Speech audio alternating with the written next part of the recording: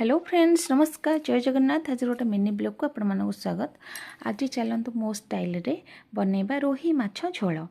Fast तो मु रोही माछ को फ्राए करदेवी, माने हाफ फ्राए ही करी जेहेतु तरकारी बनब से एबे तो हो साराणी। गोटे जगह को बाहर करदेबा। बाहर कर सारा पर मु करेई नेली। करेई अल्प किछि तेल देली।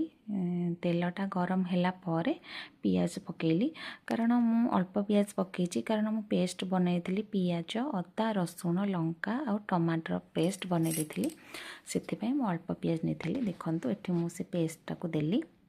से दे सारा पर किछि कंचा लंका पकेली, ताको टिके कसिली कारण बहुत समय कषा पड़ो। से मसलार जो पर्यंत तेल छाड़नी ता कंचा स्मेल जाएनि से पर्यंत कषिली। कषाला देखु एमती ही आसला लुकटा पूरा रेड रेड आसीगला।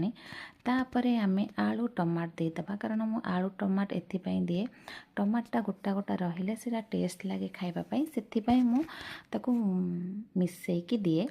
तो देखो मुझे कषाला एबे तो हो गला। एबे पानी देदेबा। पानी देखो मु पूरा पानी देदेली, पूरा जेतिकी पानी देबा कथा। देखो पूरा लुकटा केम देखा, पूरा डिलीशियस देखा ना सांग मैंने। देखो एमती ही बन खातु, देखिए बहुत ही टेस्ट लगे। तापर फुटी सारा पर माछ पकईदेली। माछ पकई सारा पर ता लुकटा पूरा अलग प्रकार देखा जाउची। देखंतु आपण मानक जदि मो वीडियो एमती भल लागुथिबो ता लाइक कमेंट शेयर करेंगे सांग माने, आउ सब्सक्राइब करेंगे। आउ एमती न्यू न्यू वीडियो आनिबी आपन को भल लागिबो जेमिति।